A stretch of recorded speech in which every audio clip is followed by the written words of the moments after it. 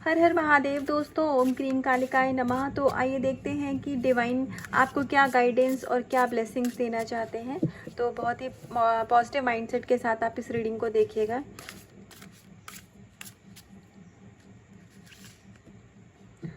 आपके बहुत सारे इस समय पर इल्यूजन, आपके बहुत सारे नेगेटिव बिहेवियर और जो भी नेगेटिविटी आपको अपनी लाइफ में एबंडेंस की तरफ आगे बढ़ने से रोक रही थी, आपकी सक्सेस में बाधा का काम कर रही थी, तो अभी डिवाइन यूनिवर्स की कृपा से जो एक होता है ना कि हो सकता है कि जैसे विचारों का एक द्वंद्व सा अपने दिमाग में, या फिर जैसे मुझे समय ऐसे बादल बादल सा लग रहा है, जैसे बहुत सारे बादल होते हैं आसमान में, तो उड़ते हुए जैसे बादल, तो उस टाइप के जो आपके जीवन में एक परेशानी थी, तो अभी ईश्वर की कृपा से वो सारा कुछ ख़त्म किया जा रहा है। और आप अपने पर्सन के साथ अगर इस रीडिंग में इस रीडिंग को आप किसी पर्सन को मन में लेकर के देख रहे हैं, तो आप अपने पर्सन के साथ यूनियन में भी बहुत जल्दी आने वाले हैं। हालांकि इस कार्ड में ऐसा मतलब इस कार्ड को देख करके ऐसी कोई इसकी एनर्जी नहीं है, लेकिन तब भी मुझे ऐसी गाइडेंस लगी, तो मैं बोल रही हूँ आपको कि माता रानी की कृपा से आप बहुत जल्दी आपके पर्सन के साथ में यूनियन में आने वाले हैं।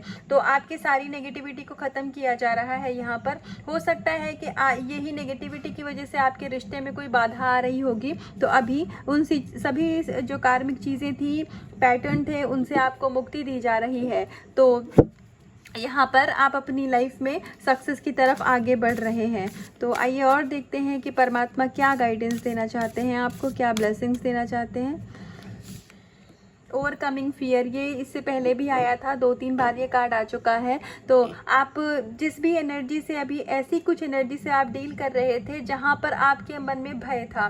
भय कैसा था कि मेरा काम ये बनेगा कि नहीं, मेरा काम ये होगा कि नहीं। आपको कुछ चीज़ें आपके दिमाग में कन्फ्यूजन थी जो कि आपको लाइफ में, करियर में, मनी में या फिर रिश्ते में आगे बढ़ने से वो रोक रही थी। तो ये डेविल एनर्जीज भी हो सकती है। हालांकि डेविल एनर्जीज ऐसे नहीं, मतलब जैसा कुछ भी नहीं होता है। बस यही समझिए कि जो हमारे अंदर के नकारात्मक विचार होते हैं, जो हमारे पास्ट लाइफ के कुछ ऐसे कर्मा होते हैं जो कि हमारे जीवन में हमको ग्रो करने से रोकते हैं, तो वही एक तरीके से डेविल एनर्जी का काम करते हैं। तो अभी ईश्वर यहाँ पर हर उस एनर्जी का, हर उस ऊर्जा को ख़त्म कर रहे हैं जो कि नकारात्मक है और आपको जीवन में आगे बढ़ने से रोक रही है।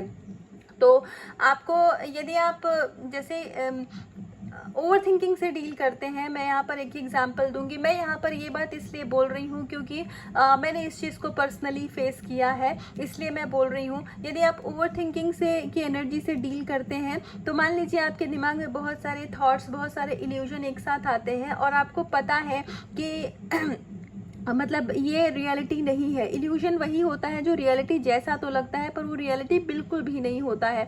वो सिर्फ हमारे दिमाग में 2 कारण से ही आता है। या तो वो हमें मेंटली, मतलब हम उस थॉट को इतनी ज़्यादा एनर्जी दे चुके होते हैं कि वो बहुत पक्का हो चुका होता है और वो हमें परेशान करने के लिए आता है, या फिर वो सरफेस पर आता है रिलीज होने के लिए। तो अगर आपके साथ भी ये सिचुएशन है, तो आई कैन अंडरस्टैंड कि ये चीज़ पेनफुल होती है।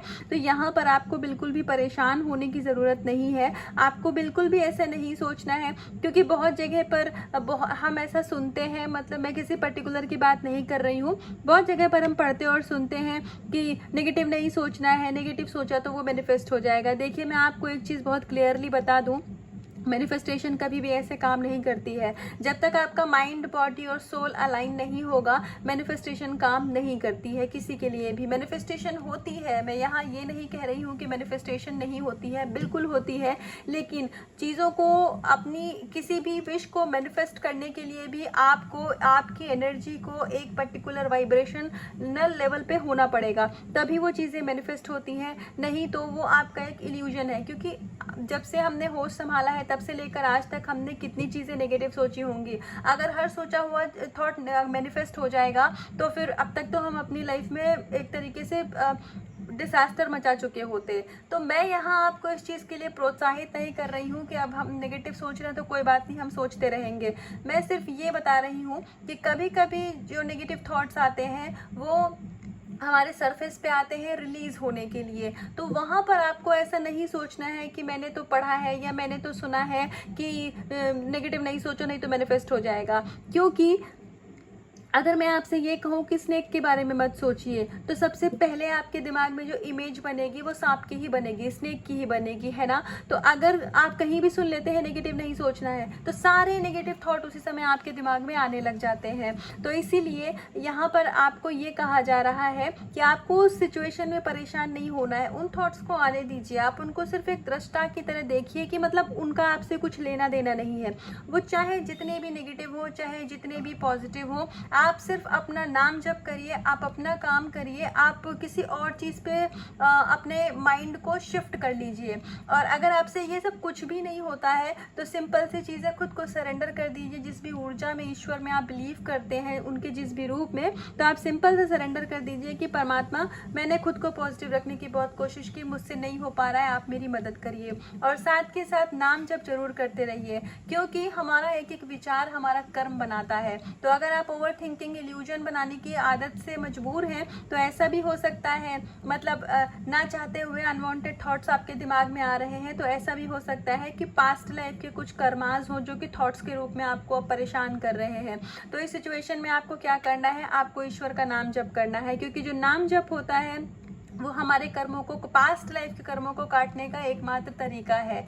ये मैंने पहले भी मुझे मेरे द्वारा गाइडेंस दी गई थी कि यदि हम अभी का अपना काम अच्छा करेंगे तो क्या होगा, हमारा आज अच्छा होगा, फिर आने वाला कल उसी हिसाब से हम अपना भविष्य बनाएंगे। लेकिन जो पास्ट में गलती हो गई अनजाने में, उसका क्या, तो उसका एकमात्र तरीका होता है नाम जप से कर्मों को काटना।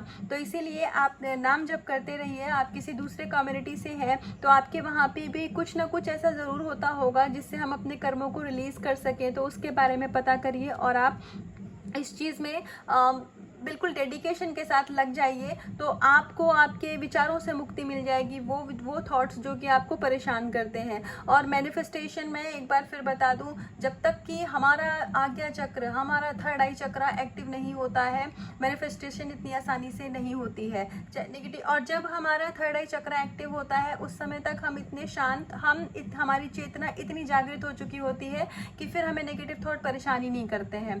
ठीक है, तो इस चीज़ को लेकर के बिल्कुल परेशान मत होइएगा कि किसी ने तो कह दिया नेगेटिव मत सोचो नहीं तो मैनिफेस्ट हो जाएगा।